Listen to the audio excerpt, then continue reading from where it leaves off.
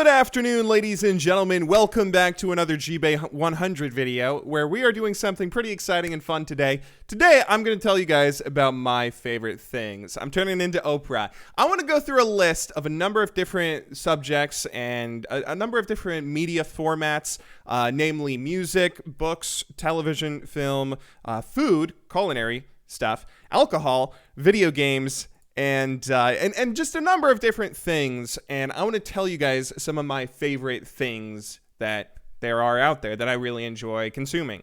I kind of want to do this for two reasons. Number one, because I love talking about things that I enjoy. It's definitely more interesting to talk about things you hate because there's much more of a conversation there. I know there was a great TED Talk done by the girl who wrote the McMansion blog, making fun of McMansions. And she talks about how, you know, if you say, oh, I like this, then there's no reason to discuss that. It's just like, you know, cool. You like it, whatever. But when you go and say something like, oh, I don't like this, there's something wrong with this, then suddenly a conversation comes up, right? Like, oh, why don't you like this? What is it about it that suddenly causes you so much disdain? And I think that, you know, overall, for the most part, I'm probably always going to make videos and content that is a little bit more negative because of it. I'm always going to be at least interested in arguing and talking about things that I feel much more disdain towards because there is much more room for conversation there. But I also like being positive and happy. So today we're going to go through a big list of a bunch of different things I like. And yeah, I'm going to go ahead and talk to you guys about some of this stuff, what I like and why I like it. Starting off with the music category. Firstly, my favorite band. Gotta kick this video off with this one, but my favorite band is hands down Death Grips. Death Grips is an interesting band. A lot of people say that they start listening to it ironically and then they just kind of really start loving it. I was never really like that. I first started listening to them because I was looking at a chart that was like the top hip-hop albums of all time, and The Money Store and Ex-Military were on there, and I said, okay, what's this? I never heard of this before.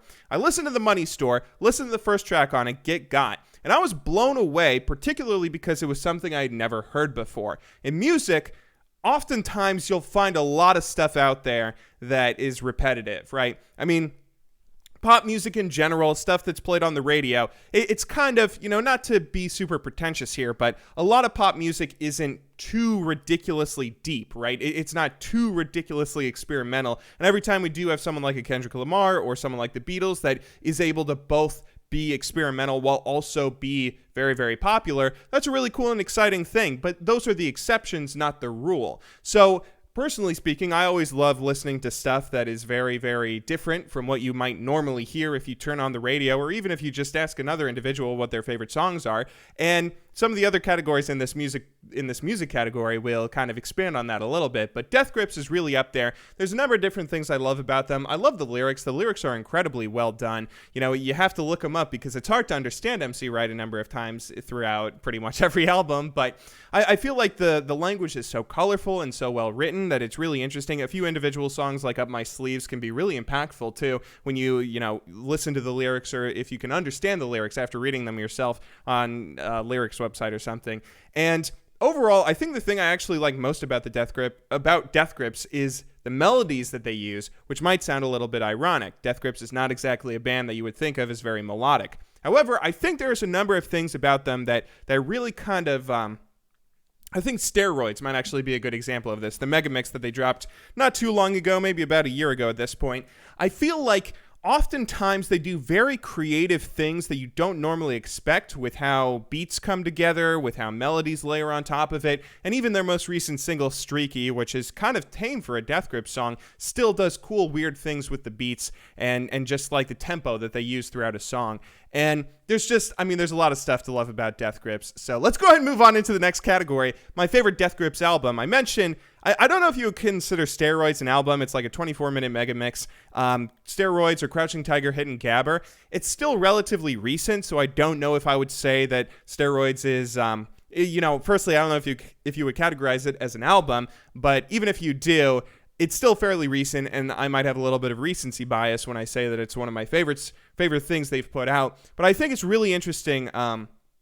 Not only do all of the songs on the mega mix really click with me. Like, each song feels relatively different from all the others. They all come together nicely in a great mix, and for the most part, there isn't a moment on that mix that I dislike. But again, it might not be a real album, so let's go ahead and give a better example of a real album, Jenny Death. Okay, Jenny Death, I think, is like pinnacle Death Grips, because not only is it, unabashedly crazy at certain points, like the start of Inanimate Sensation, or I mean, there's so many moments. I Break Mirrors with My Face in the United States, best title of a song ever. I feel like there's a number of different things on Jenny Death that are really, really well done. And not only are they well done, it's relatively experimental. I believe Jenny Death was the first time they started using guitars for certain melodies on stuff like On GP and Beyond Alive, which are two of my favorite songs, which I'll mention in a second here.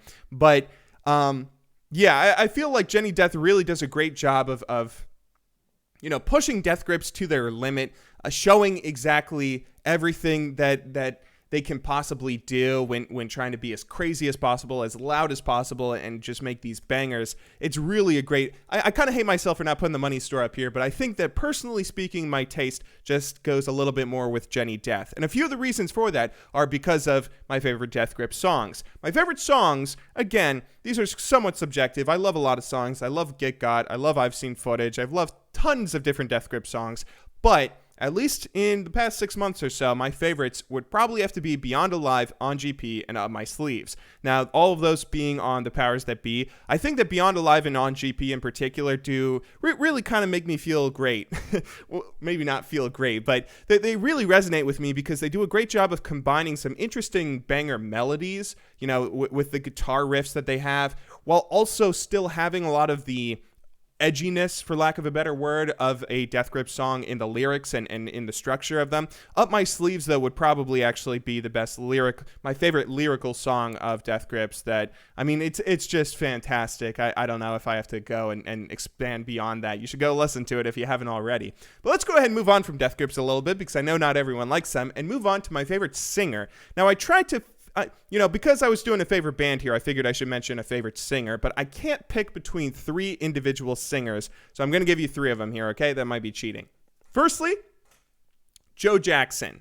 Joe Jackson is like what I would categorize as dad music. I found him through my father. My father listened to him. I started listening to him because of it, and I felt like his music is absolutely amazing. In particular, I feel like he does a great job of being a storyteller. I feel like a lot of the music that I enjoy listening to personally is music that tells a story. So, songs that are just, I can appreciate something that's just a song that's for the sake of being a good listen, some sort of electro poppy kind of music. Pina Colada Boy, I can appreciate stuff like that as a guilty pleasure, but I really feel like my favorite music is generally stuff that tries to sometimes tell a story while still expanding on some cool melodic themes, and I feel like Joe Jackson does that. He does a great mix of sometimes doing stuff that's kind of cool and serious and almost surreal, like The Man Who Wrote Danny Boy, which might be my favorite song of his, while also doing some kind of fun bangers like Enough Is Enough or Not Enough, whatever that song's called.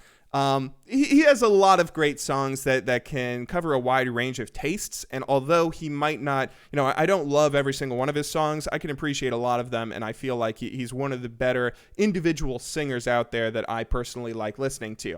Number 2 on this list for my favorite singers, though, is Neil Hannon, and he might be number 1, actually, my favorite singer of this group. He is the lead of the kind of band The Divine Comedy, where I started listening to them when I was like 9 years old, and I just have never been able to stop. I appreciate that I probably have a little bit of nostalgia for them that sort of factors into my love for all their music, but again, when it comes to creatively structuring a song in a very interesting way, where basically it's an individual singer, occasionally an accompaniment of a lady singer as well or something, but having this huge orchestra behind you that puts together a lot of the music, or not puts it together, but, puts together all these layers of sounds together in very interesting, it feels orchestral, obviously, if there's an orchestra. It feels like an epic story, though. Like, one of my favorite songs of theirs is The Plow, which is it feels like an epic. It feels like the Odyssey or something, where it's this massive story told of this character going through this journey in life, and it's somewhat dark and interesting, and I always get enthralled whenever I listen to any one of their songs and, kind of forget about whatever else it is that I'm doing, just following the story. They also have a couple of individual songs that I feel like resonate pretty well with certain themes. Nothing that I would say is revolutionary that nobody else has ever covered, but there are still a few interesting songs like Eye of the Needle, which kind of experiments a little bit talking about churchgoers and how churchgoers, pretty basic theme of how churchgoers go to church, kind of listen to it as a it's just kind of part of a routine for people that go to church without necessarily listening or understanding the gospel of the Bible, which Neil Hannon knows pretty well because I believe his father was a pastor. It's not, I feel like it's not his magnum opus of a song, but it's still something where I feel like it does a great job showing how the Divine Comedy can tackle some interesting themes and be a little bit smarter rather than just making poppy jingles. But they can still do some goofy, fun songs. Like, probably my favorite goofy, fun song of theirs is Can You Stand Upon One Leg, where basically it's a song that I believe Neil does on his own, just him and a piano, where he sings about how, there's a lot of difficult stuff in life, but some of the most difficult stuff is simple as standing on one leg. And if you can stand on one leg, you can do just about anything. So, I shouldn't call it stupid, but goofy little stuff like that is something that I can really enjoy as well. And I feel like that entire encapsulation of all of those different themes and all of those different kinds of songs put together in very interesting and fun ways is why I would probably say that, even nostalgia being considered, the Divine Comedy might be my favorite band / singer, Neil Hannon, who also did the theme for the IT Crowd, I believe. But he would probably be my favorite singer, songwriter, and possibly favorite band too of all time. But lastly, also Tom Waits. Gotta mention Tom Waits. I love Tom Waits. I love how weird he is. I love how weird his voice is. I spend so much time listening to all these singers that have these beautiful voices, and sometimes I'll go and listen to music or like a hip-hop artist, and I'll listen to Kanye West and hear people complain about how he doesn't have a great singing voice and he needs to have more beautiful of a voice, or I'll listen to all this stuff. It's so refreshing to listen to someone like Tom Waits where he doesn't try to make his voice beautiful in any possible way, and just kind of similarly to the other two people I mentioned, just kind of tries to take you through a story. And I love that about him. Tom Waits. Oh my God. I never get sick of listening to him. Anyway, though, let's go ahead and move on to our next album, because this is already turning into a very long video. My favorite non-Death Grips album would probably be The Rise and Fall of Ziggy Stardust by David Bowie. Now, I feel like, for the most part, there's not many albums out there that I like listening to every single song on it. Even Death Grips albums, apart from Steroids, which isn't really an album, but for the most part, I can always find at least one song that I'll skip because I don't like listening to it. The only instance where I don't do that is if I'm listening to something like Dude Ranch by Blink-182, where it's like, yeah, I can listen to every single song on there, and they're all really great, but that's because they all kind of sound the same, right? They all kind of, they don't do anything that's that creative or different from track to track. I feel like The Rise and Fall of Ziggy Stardust is the best album that I've at least listened to for my personal taste, that does a great job of experimenting and touching on different themes melodically and vocally, while telling a story and connecting songs throughout an album, and also, just being experimental and doing a bunch of different things while all sounding great. I mean, I don't think there's a single song on there that I dislike listening to, and I wish I knew more about music. One thing I wish is, I wish I knew more about music theory to talk about certain things, but I feel like, as stupid as I may be when it comes to that kind of stuff, I still feel like there's probably a good chance that David Bowie is doing some really cool creative stuff on there, which is probably why it's one of his most beloved albums. Let's go ahead and talk about a couple of my favorite songs. Just a couple of my favorite songs. I'd say that The Chills by Peter, Bjorn, and John, that might be my favorite song of all time. Similarly, that's a song I started listening to when I was like 10, 11, 12, maybe 14. But nostalgia aside, I feel like it's a very interesting and fun song that's kind of peppy and kind of quick while still being very weird and experimental with the kinds of sounds that you're hearing. I don't even know what kinds of instruments they used to make the sounds that they make on that song. And overall, everything just kind of comes together in a really great way for me to... I just love listening to it. I love listening to it. Great song. You should check it out if you haven't heard it. Also love Short People by Randy Newman. Okay, let's go ahead and move on to our next category here. My favorite hip-hop album. Favorite hip-hop album is To Pimp a Butterfly. I love Kendrick Lamar. I'll also say that Kendrick Lamar is probably my favorite hip-hop artist, even though that is a very poppy, kind of generic... It's a pretty generic thing to say that, you know, Kendrick Lamar, he's a great hip-hop artist, probably my favorite, and I feel like To Pimp a Butterfly is just fantastic. If you could not tell already, I love experimental music. I love stuff that does cool things that you haven't heard before, and I feel like a lot of the stuff on that album is so great. I mean, I love listening to it despite how disjointed and non-traditional it is. Like, I feel like it's a difficult song to listen.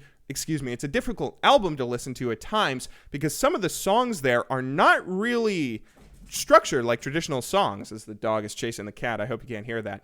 A lot of the songs on there are not structured like traditional songs, you know, with a verse, refrain, verse, refrain, verse, refrain. A lot of it is very weird and has weird skits in the middle of songs too, which I don't really normally like listening to. One of my biggest gripes with hip-hop music is, for the most part, I feel like it's kind of annoying when hip-hop artists constantly layer an album with a million different skits throughout the middle of it that don't really add that much to the music at times, right? That might just be a personal thing. Maybe everyone loves the skits. I don't know. But I feel like the To Pimp a Butterfly really is it's just the best thing I've heard, and it's the one album I've never gotten tired of listening to as well. Even Illmatic by Nas, even like there are still some great albums out there that I'll love listening to and I'll listen to on repeat over and over and over and over and over. But this is the only one that I've genuinely never gotten tired of listening to it for like, I don't know, 200 times over and over. And I already mentioned Kendrick probably is my favorite hip-hop artist, between the great beats, between the lyrics, between his flow and everything. I mean, I don't think I need to explain why Kendrick is a great rapper. But I also want to mention favorite hip-hop producer, Kanye West. Kanye gets a bad rap because people think he's crazy, especially with everything that's been going on recently with him in the news. But he is really a great producer. I love... There was a great video that was done by Vox that showed how he layers voice all throughout beats and stuff that he produces, and it's just so beautiful. I also love a lot of stuff about his journey and seeing his albums stacked up against each other, and the kind of journey he goes through really makes me feel like, you know, he's more than just someone that's constantly putting out hits or constantly trying to, you know, make the top whatever Billboard 100.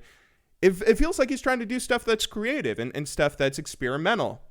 Funny that I would like that. So I love his journey. Even some of his albums, like, you know, even some of his albums that people might not like all that much, I still feel like he's a very interesting producer to follow. He's a very interesting artist to follow. I don't mean to make it sound like he's only a producer, but producing really is one of the greatest things that he brings to the table. You know, maybe he has mediocre lyrics about, you know, bleached assholes and shit, but he's a damn good producer. He makes damn good beats. Okay, let's go ahead and move on from the music category to the books category, which this one is relatively short because I'm not a big reader, but I want to talk a little bit about it because I used to be a kind of big reader in high school. Firstly, my favorite author is Fyodor Dostoevsky, and my favorite book is The Brothers Karamazov. I read this book when I was a sophomore in high school. So I don't know how old that would make me. That's like 15 or 16 years old. If you don't know the book, it's a very big book. It's like more than 1,000 pages. It's a very big book. And it took me like 3 years to read it. 2 years to read it, I think. Maybe a year and a half. It's a great book, though, and I feel like it really got me loving Russian literature. I don't really read that much if it's not Russian literature. I've tried reading other books. I tried reading House of Leaves recently. I just can't stick with anything unless it's Russian literature. And I feel like a lot of the themes and a lot of the cool stuff that Russian lit does is really interesting. And it's also something that interests me because it's not touched on in general school. Like, you read a lot of stuff. You read The Alchemist. You read The Stranger. You read Of Mice and Men. You read a bunch of books in school when you're going through the schooling system, but you never really touch on Russian lit. And I love Russian lit. So I think that might be one of the reasons too. It's just the fact that I've never really been exposed to it made me grow this obsession with it over time. A few other books that I've always loved reading are The Overcoat by Nikolai Gogol, which might be one of the basic, structures that's built a lot of Russian literature, as well as The Double, which some people, I think I forget the guy's name. I'm trying to think of it. The guy who criticized Dostoevsky the most, the guy who said that Dostoevsky was horrible. He said The Double was his favorite novel that he's written, and I feel like The Double does a lot of cool things that is pretty nice for its time. And I really want to see that movie that Jesse Eisenberg was in somewhat recently, and Richard Ayoade directed it, which is kind of surprising. A couple more that I love is I don't only read Russian literature. I love The Old Man and the Sea. That's probably my favorite Hemingway novel, although I think there's only like one other Hemingway novel I've written or read. I really want to read some more of him because I absolutely love The Old Man and the Sea. And the other book that I absolutely love is The Stranger. I've been reading through The Myth of Sisyphus, and that's a pretty hard read for me, but I remember reading The Stranger in high school and absolutely loving it. I don't know why people hate it. I love it. It's such a great book. I love a lot of this existential literature, as you can probably tell, but yeah, those are my favorite books. Relatively short because I need to read more. I'll get on that and update this in the future. Moving on, though, favorite TV series of stuff. So let's go ahead and talk about some TV series. This is actually relatively short. I only have 4 categories here, but I'll expand pretty heavily on each one of them. Starting off with my favorite TV show, period. Actually, no, let's save that one for last. Let's start off favorite crime drama. Favorite crime drama, gotta be The Wire. The Wire is fantastic for so many different reasons. A lot of people say that it's their favorite show of all time. It's absolutely great. It's perfect. It's like television storytelling at its best, and it's tough to say otherwise. I mean, it's really something special. A lot of people might say they like Breaking Bad. Breaking Bad has nothing on The Wire. The Wire is amazing. Again, I assume that you guys have all seen it, and I don't need to tell you why. If you have not seen it, you should go watch it, though. My favorite connective show. Now, what I mean by this is my favorite show that I feel a personal connection to. I feel like a lot of media in general is something where you'll appreciate it more so if you can have a personal connection to it. For instance, my stepfather, he's someone that has a lot of issues with memory, a lot of issues with forgetting stuff. And so one of his favorite movie ever is Memento, which is a movie that's all about, not remembering stuff. And it's something that he can feel a strong personal connection to because of his experiences forgetting stuff and having people try and take advantage of that. And, that's because he can have that connection to it. It makes it all the more special for him, even if it might not be the objective best movie of all time. Anyway, explaining what I mean. My favorite show that I've connected to is Mad Men. I feel like Mad Men is brilliant for a number of different reasons. It's a pretty lauded show. Everybody loves it. Not everybody. Women hate it. But but it is a great show. And I feel like Don Draper is a very relatable character. He's a relatable character for a number of different reasons. One of which being that he's kind of an anti-hero. He's kind of an anti-hero where he's really, a lot of people think that you're not supposed to root for him, that he's a bad guy like Walter White or Deadpool or something. But I feel like he's a very relatable person. He's particularly relatable if you're kind of good at something, but you're also a shitty person, right? If you're kind of good at something, but you also make a lot of mistakes and you cave to societal pressures and you have a lot of issues, but you're kind of good at your job, but you still have a lot of issues with your personal life and you have an awful history that nobody cares about because you've never opened up to anyone. And he has a lot of things that are relatable about him and a lot of interesting. I feel like he's probably the best character I've ever seen in television where it's accurately showed what it's like living life with a lot of baggage. Everybody makes mistakes in life.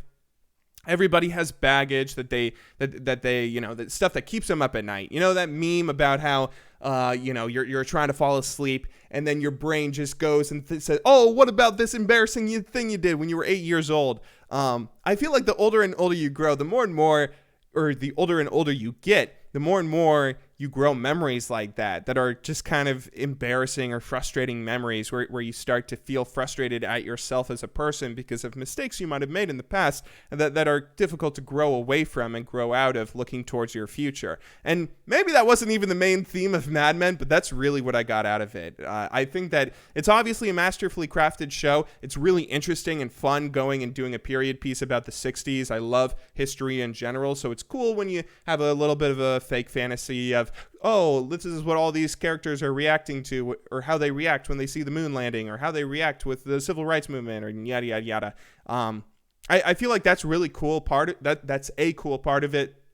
There's also a lot of cool parts of, just the story itself. But that was one thing that I really got out of it that I absolutely loved. And yeah, it's a great show. You should watch it. I'll go ahead and mention my favorite anime for the weebs in the audience here. My favorite anime is probably One Outs. I'll be honest, I actually haven't seen all of it. It's like 25 episodes. I think I've only seen 20 episodes, but I feel like it's probably my favorite anime. Maybe I'm forgetting something, but it's my favorite anime because of the fact that this is anime TV series, by the way.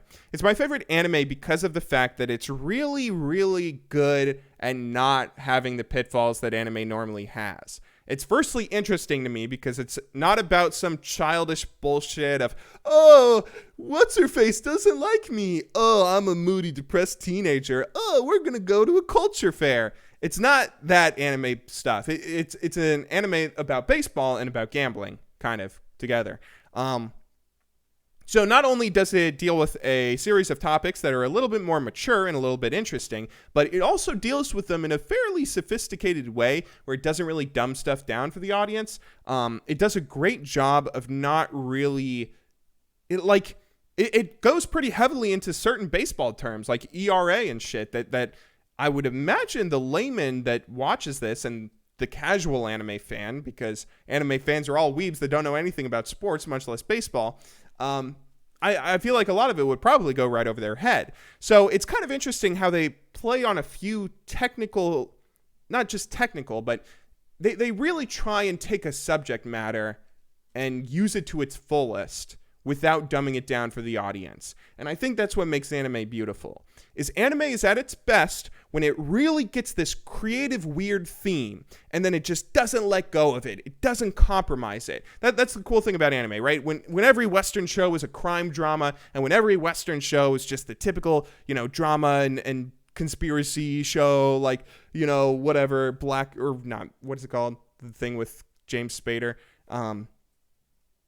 Anyway, when every Western show starts conforming to the same sort, The Wire and Breaking Bad and Lie to Me and all these crime dramas, anime stands out by, let's make a show about fucking robots, and let's make a show about aliens, and let's make a show about death, let's make a show about this crazy creative idea. Anime is at its best when it takes those crazy creative ideas, it makes a decent story with them, but it doesn't really compromise on its initial premise. One Outs is the best thing I've seen of that. One Outs is also probably the best anime I've seen where it doesn't drip itself in sexual innuendo to try and appeal to stupid, horny teenagers, to sell action figures and dolls and shit. And I think that it's really, I love the decent, somewhat level of maturity, the commitment to the subject, and I love baseball. Baseball's great. Let's go ahead and talk about my favorite TV show, though, because this is a big one. So, favorite TV show, Twin Peaks. I've had a number of different favorite TV shows over the years, and it's often changed when I've watched a new show. Favorite TV show is even something as silly as BoJack Horseman, or favorite TV show is The Wire, favorite TV show is Breaking Bad, favorite TV show is Mad Men, favorite TV show is House of Cards, favorite TV show is this and that and that. It's been changing all the time. And I think I watched Twin Peaks for the first time a couple years ago. And it's relatively recent compared to some of those other shows. So this might be a little bit of recency bias, but Twin Peaks is the best television series I've ever seen. It is one of the best pieces of media I've ever seen. It's creative in all sorts of weird and interesting ways. It pioneered a lot of stuff in the 1990 and 1991 seasons, the first 2 seasons of the show. It pioneered a lot of television storytelling and showed how to tell multiple interesting stories over the course of an elongated season rather than just having individual stories wrapped up in each episode. It had a very creative story. I mean, just that alone is a really crazy and exciting revolutionary thing. To think that it was one of the shows that invented the long format storytelling of television, of telling shows across multiple episodes, multiple seasons, telling stories across multiple episodes, multiple seasons. Just that alone is insane. But the fact that it's also got to be one of the best crafted stories there is, even with all the surreal elements of it, even with all the surreal aspects of stuff that might be somewhat open-ended and might be, might be kind of crazy. It's so good. It is so good. All of the characters are masterfully crafted. The story is an incredibly interesting thriller. It has some goofy moments where it doesn't take itself too seriously, like James singing his goofy song and going on his motorcycle places. It has some goofy stuff in it, too, so, it can be funny at times. I mean, one of my favorite scenes is Gordon when he's kissing Shelly, and then Bobby walks in. that scene, it might be one of my, favorite funny moments in all of television history. So, it can still be funny and everything, but it's really crazy, crazy creative with how it tells its story.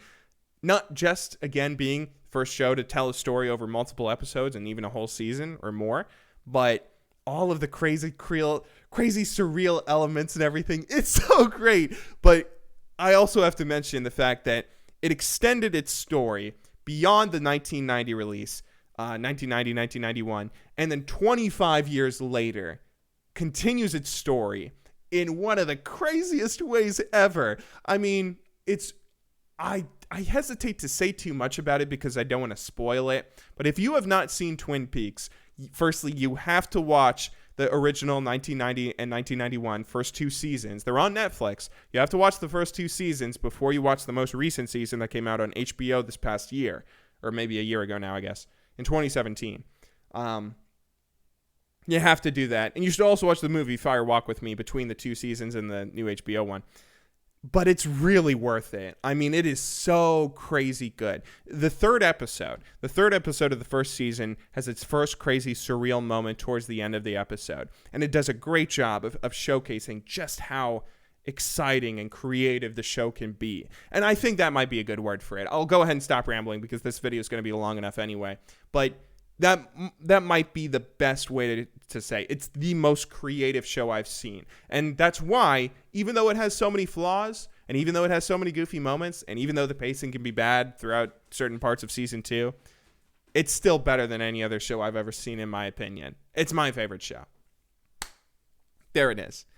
Moving on, though, let's go ahead and talk about some film, talk about movies, and we will kick this off with my favorite director, which I actually have 2 directors here again. Favorite director is Woody Allen, but I also have to mention David Lynch. David Lynch is the one who kind of created and directed Twin Peaks. He co-created it with Mark Frost. I say David Lynch because I've only seen 2 of his movies. I've seen Eraserhead, I've seen Fire Walk with Me. Both of those movies might be in like my top 10 for favorite movies. Eraserhead in particular is very weird, but I loved it, and I can't wait to see Mulholland Drive, and I can't wait to see Blue Velvet, and I can't wait to see Inland Empire, and I feel like it's going to make him one of my favorite directors when I watch those movies, because so far I've only seen him direct television series, and then those 2 movies I mentioned. But because I haven't seen those yet, I have to mention Woody Allen. I've loved Woody Allen ever since I first saw, I think Annie Hall was the first movie I saw. Absolutely loved him between Annie Hall and Purple Rose of Cairo and all the great movies that he's made. I mean, I love him. I love him to death. One of the things that I love so much about him is the fact that he gets a new movie out every single year, the fact that he's been so consistently good while still getting a new movie out every single year. He's like a daily YouTuber that makes a video every single day, and every video that he makes is the best fucking shit ever. He's like if every frame of painting made a fucking video every single day, or if whoever your favorite YouTuber is that makes high quality content, Captain Christian or something. Imagine if they release videos every single day. That's what Woody Allen is. It's amazing. I love him. And let's go ahead and talk about my favorite movie. Period. I'll talk about some of my other favorites after this, but my favorite movie, hands down, has to be Stardust Memories. I mean, the longer and longer I go on, the more and more I feel like that movie just so perfectly emulates my life. It kind of goes back to that connective show, being Mad Men title, where I just connect with this movie so well. I connect with the idea, with the themes and everything that it puts together of what it's like to be someone that's known, what it's like to be someone that has an audience, what it's like to be someone that other people watch and other people develop opinions on, and that weird dynamic between you and your audience where you're your own individual person and you have an audience out there that knows a lot about you, but you don't know anything about your audience, and your audience might think they know exactly who you are, and oh goodness, they might actually, but they might not at all. They might have a completely incorrect representation of you in their head. And on top of that, it has a lot of great love themes too. I mean, I feel like it does a great job of expanding, or not expanding, but one of my favorite parts of that movie is the fact that it's actually not largely about that. The main theme of the movie is the relationships that the main character has with a few different women, namely a current girlfriend that he's seeing, which is this French lady who is married, but she's leaving her husband for him, and she's kind of like this perfect woman, and she's so perfect that he can't help but he can't help but think back to an old ex-girlfriend that he had who was this crazy bitch, but it's like she's also really, really great a few moments here and there. She's really great a few moments here and there, but she's also crazy. And not really as much anymore. Right now, I'm kind of in a very, very happy relationship, so I don't quite relate to this as much nowadays. But in previous relationships I'd had, I definitely felt that way a lot. Like, if you would have a perfect woman show up at your doorstep, it would be really difficult to appreciate them, because part of the great fun and majesty of relationships is all the crazy stuff that an insane ex will put you through, because it makes the good moments feel all that great, all that better. And, sometimes those great moments feel better than what you deal with, sometimes those great moments with an ex might feel better than the great moments in a perfect relationship, just because of the fact that the great moments are outlaid by the bad ones. And a lot of themes like that are touched on in Stardust Memories in beautiful fashion. Absolutely love the movie. Again, I actually can't relate to the relationship stuff anymore because I'm in a pretty happy relationship right now. But, yeah, it's still a great movie, and still, even if I can't relate to that as much anymore, still favorite movie of all time. I want to mention a couple of other great directors here. They're kind of popular greats. Everyone loves them, so I don't really need to say anything about them. But Quentin Tarantino and the Coen brothers, those might be my next favorite directors. Coen brothers first, then Quentin Tarantino. Quentin Tarantino, it's kind of tough to say. He definitely is very violent, and almost violent just to a point of like continuing to be violent, right? If that makes sense, right? He's almost violent for the sake of being violent at this point. Like The Hateful Eight was not really my favorite movie of his, but when I watch Reservoir Dogs, when I watch Pulp Fiction, when I watch even Inglourious Basterds, the first 10 minutes of it, and even beyond that, it's also a great movie in my opinion. But he's still a great director that does so many cool things that I absolutely love. But the Coen brothers also, I'll say the most recent Coen brothers movie I saw was A Serious Man, which is actually one of my favorite movies now. But again, that's just recency bias. But like, I've watched that movie 3 times in the past month, I think, and I watched the Goy's teeth scene every single morning. Every single morning I wake up, I make myself a cup of coffee, I make myself some scrambled eggs on toast, I sit down on my computer, and I go and watch the Goy's teeth scene, which is one of my favorite scenes in all of film. It's so good. Again, this video is already getting insanely long, so let me expand a little bit on a few of the other movies that I absolutely love. Already mentioned, but Annie Hall, absolutely love Annie Hall, as well as Purple Rose of Cairo, as well as Midnight in Paris, and even Zelig. A lot of Woody Allen movies. Woody Allen's great. Love Woody Allen, obviously. Primer also might be one of my favorite movies as well. I love the story of an indie filmmaker that has a budget of like $5,000 going and making arguably one of the fucking best indie films of all time. But I would even say Primer is one of my favorite films of all time, stacked up against stuff like The Godfather and Lawrence of Arabia, and all these other great films that I absolutely adore and worship. I would say it can hold up with them. It is a great, great movie. Yeah, it's fantastic. You should watch it if you haven't. It's on Netflix. And then I will also say Sonatine. I don't know if that's how you pronounce it, but that is probably my favorite Takeshi Kitano movie. I've only seen like 2 of Takeshi's movies, but Sonatine was one that really resonated with me. It really felt like a masterfully put together film that did a great job of expressing and conveying a bunch of different emotions, being really, really interesting. And, maybe some of it is the culture difference between America and Japan, but it's really a fantastic, fantastic movie that I feel like it did a great job of hitting a weird kind of sweet spot that not many other movies have hit for me when it comes to relatability to a character and kind of feeling like people are really human. I feel like that's kind of what it did. I'll just say the movie itself is about kind of like a mob boss guy, right? That's who Takeshi plays. He's a mob boss. He's kind of a bad guy, but he's also very human. And he has a few high moments and fun moments throughout the movie, and a few sad and depressing moments throughout the movie, and here and there. I mean, I love the scene when they were shooting firecrackers at each other. Like, there's a lot of really humanizing moments in there that it's something that's done fairly often, humanizing a bad guy. But I don't know if it's done better than that, in my opinion. That might be one of the best instances where it's done. And it's also just a great movie when it comes to cinematography and stuff. I also want to mention my favorite short film, Pear Cider and Cigarettes. It's pretty long for a short film. It's like 40 minutes, but it is fantastic. It has a fantastic comic booky kind of art style. It has a very interesting true story that I think does a great job of talking about how some individuals out there that can be larger than life. I'm sure you guys have had individuals in your life, whether it be a grandfather, a father, a friend, where it feels like they're larger than life, where maybe they're a positive influence, maybe they're a bad influence, maybe there's someone that leads you down a good path, maybe there's someone that's really not a good person, but they're this really big force of nature. They're like these huge, impactful individuals in your life that they just come rolling through and they leave you with memories, right? The memories might be good. The memories might be you thinking about how they were such an idiot when they jumped off a building doing whatever, right? The memories might be good, memories might be bad, but they're these like hugely impactful individuals that you will always remember because of how big of an impact they had in your life. That fantastic short film that does a great job of talking about one of those kinds of individuals in the narrator's life. Let's go ahead and talk about anime for a little bit because I know weebs can't get enough of anime. I would say Your Name is my favorite anime film of all time. I've tried to sit on it for a while. It's been like 2 years. When it came out in theaters, I went and saw it 4 times in like 2 or 3 weeks. I absolutely loved it. Favorite anime film. Rewatched it again recently. Still my favorite. I'm really prone to recency bias, and I don't want to say it's like the best anime film of all time because I feel like it might just be me thinking that because it's the most recent one to come out.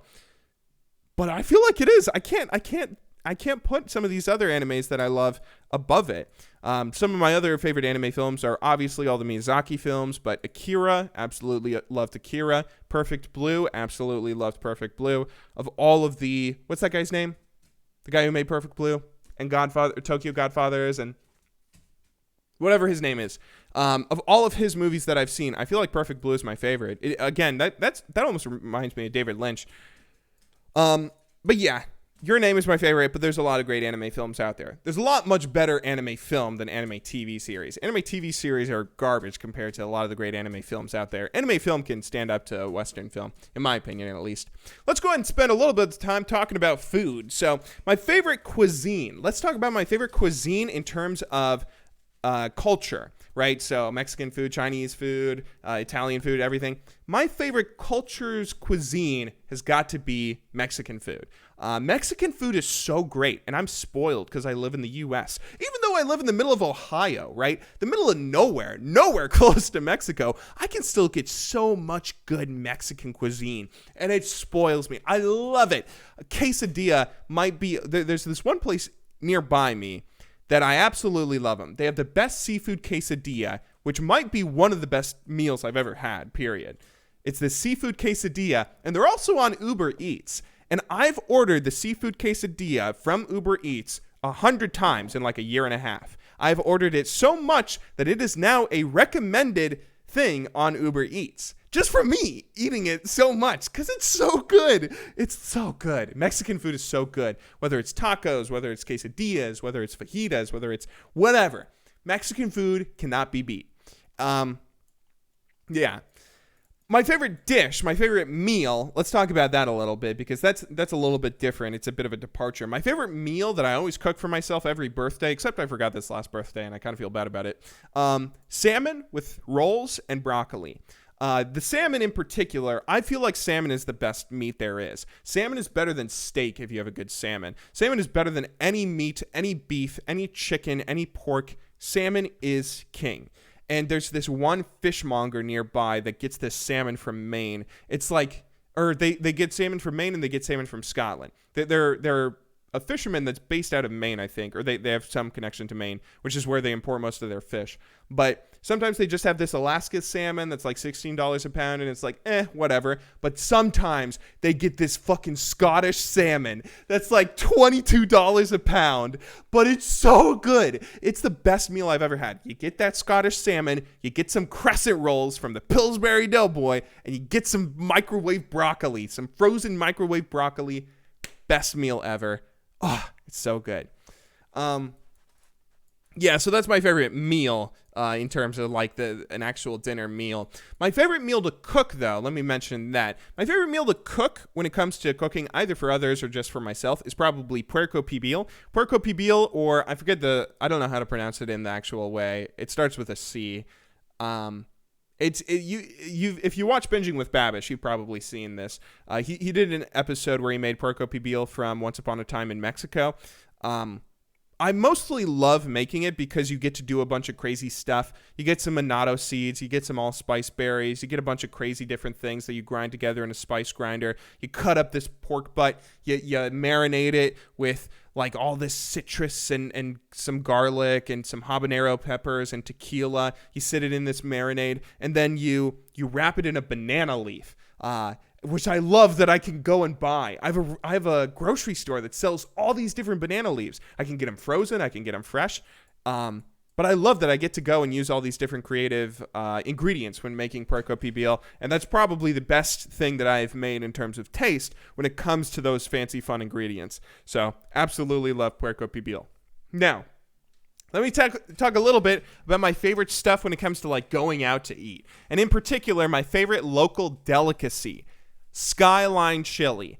Go, pause this video, Google Cincinnati chili, okay? Google Cincinnati chili. Hang on. I'll actually even bring this up in the video, so you don't even have to do it, okay? Look at the video if you've just been watching this as a podcast or whatever, okay? This is what Cincinnati chili is, right?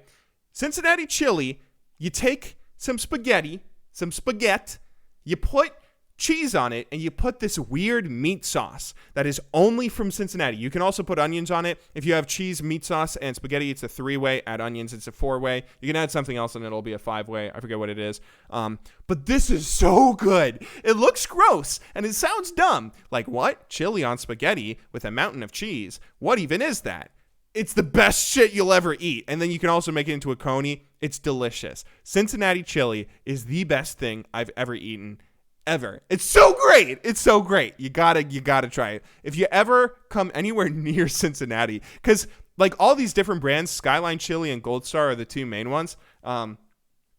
Skyline Chili and Gold Star are the two main Cincinnati chili brands in Cincinnati, and I believe both of them have tried to expand beyond Cincinnati. They've tried expanding to Dayton. They've tried expanding to other states.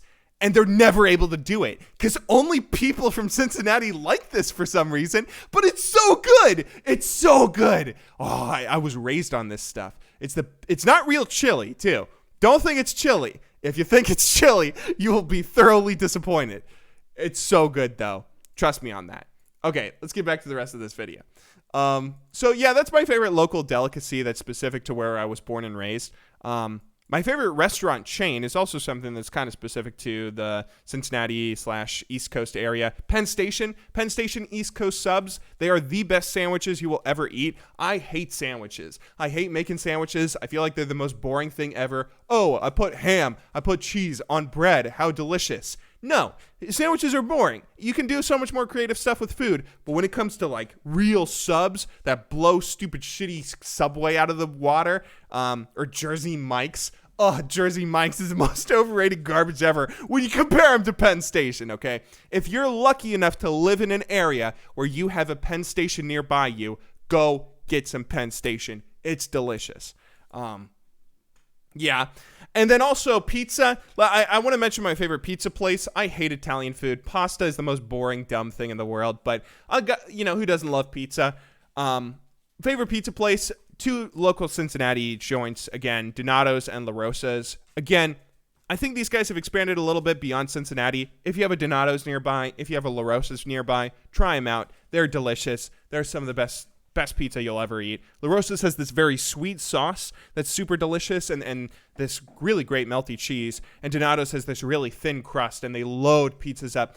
They say like an extra large pizza has 100 pepperonis on it. Like it's loaded edge to edge with pepperoni, so you can't even see the cheese. Like it's so good. And yeah, that's favorite pizza places. That's what those are. Stop playing around, cats. I'm trying to make a video here. Okay, almost to the end of our list here. Favorite alcohol. Let's talk about our favorite alcohol. So my favorite beer is, again, recency bias here. Keep that in mind. But Hofbrauhaus makes this Weizen beer. So the Hofbrauhaus is, I believe, something that's supposed to be just in Germany, right? Let me look this up, actually. The Hofbrauhaus originated just in Munich, I think. In Munich, Germany.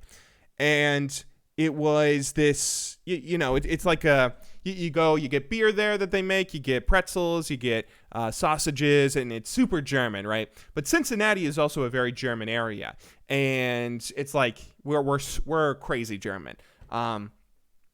Anyway, though, we have a local Hofbrauhaus that the one in Germany set up here, and they regularly come by to like make sure that we're not Americanizing the beer and the sausage and the pretzels and everything, to try and make sure that it's still super true and authentic to Germany. I've been there before, but I hadn't been there before I was 18, or excuse me, I hadn't been there before I was 21 years old, so only recently did I go there and get to try out their beer. And the Hofbrauhaus Weizen, that's what I got. I got a liter of Weizen. It was super good. I don't know if I would actually say it's my favorite beer, but recency bias here. I also love the K-Kona beers, the Kona Brewery. I forget what it is. The Big Wave. I love the Big Wave. I also love. I'm forgetting the name of it. It's a Weiss beer. It's another super German one. It might actually be from Austria. But there's a number of different beers that I really like. I also like a lot of craft beers that are nearby. I think Rheingeist is kind of overrated, but they're still pretty good. Truth is pretty good. It's not that good. What are some of the other ones? I think Great Lakes Brewery. They're also really good. And Fat Tire. Is Fat Tire local? I forget. There's a lot of great craft beers all across America. Whenever it was that America started letting people make craft beers, wherever you go, you can find amazing beers. My favorite shandy, I want to mention here, the Stiegl Rattler. I think that's what it is. It's like a grapefruit soda mixed with beer. I think this is from somewhere in Austria. Super good. Best thing to ever drink on a summer day. Oh, it's delicious. Favorite Goza, one thing Rheingeist gets right is their Peach Dodo Goza. So good. Love the Peach Dodo Goza. I'd say that's probably my favorite thing from Rheingeist. Favorite whiskey, continuing down this alcohol list, moving on from the beers. My favorite whiskey is got to probably be Johnny Walker. Obviously Blue Label, but that's crazy expensive, so normally drink Black Label. Now let's talk about cocktails a little bit, because I love cocktails. Cocktails are so fun. You get to do so many crazy things. I got this huge bar that I set up to make all these different crazy cocktails. I just had a Paloma, actually, recently tonight. And I was making a bunch of stuff yesterday, too. But anyway, let me go ahead and talk about some of my favorite cocktails as of right now. Favorite vodka cocktail, I have two here, the White Russian and the Moscow Mule. The Moscow Mule is a kind of a basic bitch drink, but it's still really good. White Russian, absolutely love. I started drinking them before I was legally able to drink, and they're so good. I love them. Gotta love the dude, obviously, from, what's it called, too? The Coen Brothers movie, Big Lebowski. Favorite rum cocktail, here again, I have two. The Mai Tai and the Mojito. rum cocktails are all super fruity and super delicious, and they're really great. It's kind of tough to say between a mojito and Mai Tai. Mai Tai, I guess, if I want to be more boozy and kind of get drunk, whereas mojito, that can be a little bit more relaxing and feel like you can drink it with dinner without it knocking you out. Moving on, favorite gin cocktail. Got two more here. The Corpse Reviver No. 2 and The Last Word. Love both of these. They're both really, really great. I love the Corpse Reviver. It gives me an excuse to use absinthe because you use it for an absinthe rinse. And then The Last Word, you get to use your maraschino liquor that you don't use for anything else as well. And my favorite whiskey cocktail is the Boulevardier. I actually don't like Negronis. I feel like Negronis are way too bitter, but Boulevardiers kind of get sweet if you take away that harsh gin punch.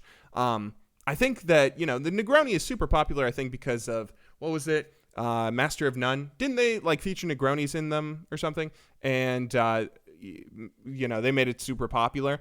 But I feel like the Boulevardier is so much better. You just sub the gin for whiskey in the Boulevardier, mix it with Campari as well as sweet vermouth. But yeah, I won't talk too much about alcohol because I know there's a lot of young, impressionable youths. Let's go ahead and knock this out, though. Finish this list off with my favorite video games. All right, here we go. What you all have been waiting for, favorite video games. Favorite video game series, gotta be Sly Cooper, with an honorable mention to Pajama Sam. Pajama Sam is so great.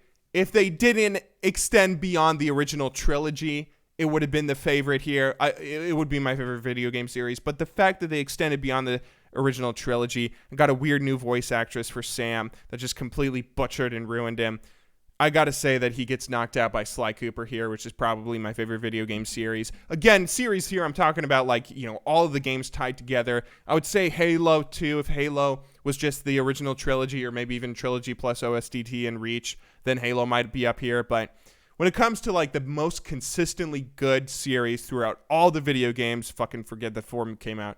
The original Sly Cooper trilogy, they were just the best. Yeah. Favorite modern single-player game, as in, a single-player game that came out the past couple of decades, got to be The Last of Us. Last of Us has probably the best story that I've experienced for a very long time, since, at least, the favorite old single-player game here, Planescape Torment. Absolutely loved Planescape Torment. That was obviously incredible, amazing experience, and one of the best stories ever told in video games. My favorite elongated game, okay, so this is a game that goes beyond the 10 to 12 hours that most AAA games nowadays put out. So favorite elongated game is Persona 4 Golden. I still haven't finished Persona 5, but I think I can confidently say that Persona 4 Golden was better personally for me, because Persona 5, I'm kind of struggling 30 or 40 hours in to continue playing it, whereas Persona 4 Golden, I knocked it out in a week. Maybe that has more to do with the amount of time I have left to spend as free time and stuff, but I feel like Persona 4 Golden probably did a better job of capturing me and keeping my attention from start to finish over the course of 100 plus hours of gameplay. It's definitely the best game that's ever done that for me. Favorite sports game, I know everyone's excited to hear this. Got to be Madden. Whatever the current Madden is right now, Madden 2018, people are going to laugh at this, but Madden is actually one of the best video games I've ever played, more specifically the most recent Madden. When it comes to emulating everything that you actually do when you play professional American football in the National Football League, Madden has actually come scarily close to replicating a lot of that. You can catch the ball in different ways. You can throw the ball in different ways. You can call all sorts of different audibles. You can go simulate all sorts of crazy scenarios, being a general manager, going through a draft, going and scouting players, going through a season, going through multiple seasons, building a team, and doing all sorts of ridiculous stuff. I mean, I'm still pretty bad at Madden, so maybe that's one of the reasons I'm really enjoying it a lot. Like FIFA, I'm much better at it, and FIFA kind of feels like you're just abusing some stuff in the game. But even FIFA is great in a lot of different ways, but I feel like Madden just kind of, it might be because of the sport. In FIFA, while you run around, you can kick the ball in different ways, you can shoot in different ways, you can give different kinds of passes, through balls, you can do all sorts of skill moves. It doesn't quite feel like it comes to the level of complexity that Madden has, which, that might be American bias, but whatever. Fuck soccer. I love soccer. Go Leon. Favorite multiplayer console game, I would have to say Halo 3. Nothing has come and topped Halo 3 in my opinion. Although The Last of Us multiplayer was very good, Halo 3 just has the most memories and is the best multiplayer experience I've had playing video games, which is kind of funny because I remember when Halo 3 came out, all my friends were disappointed. They thought it wasn't as good as Halo 2, but sure lived up to the hype for me. Favorite MMO has to be RuneScape.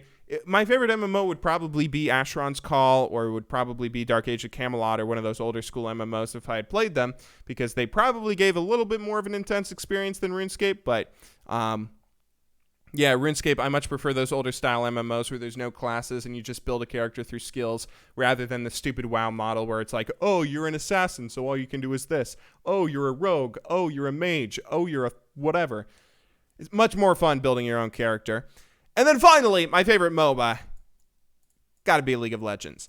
I also put down here my favorite animals. My favorite pet is a dog, my favorite non-pet is a spider, and my favorite flying guy is a bee. But yeah, I hope you guys all enjoyed watching this video. It's very long. If you're listening to this, if you somehow made it to the end, thank you very much for watching. I'll see you all soon. Until then, though, good luck in solo queue. Have a wonderful day.